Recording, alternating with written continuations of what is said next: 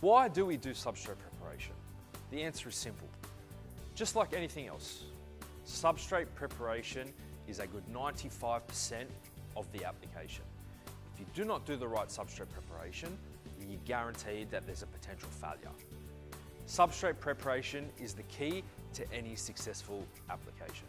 Substrate preparation is to ensure you're removing contamination from the surface, which includes dirts, dust, paint, anything that can inhibit the bond of anything you're putting over top. That could be priming, that could be waterproofing membranes, it could be tile adhesives, or it could be floor leveling products. All materials which require the correct substrate preparation in order for a proper bond to the substrate to ensure a longevity of the material.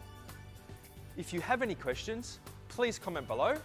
I look forward to answering these questions in the videos in the future.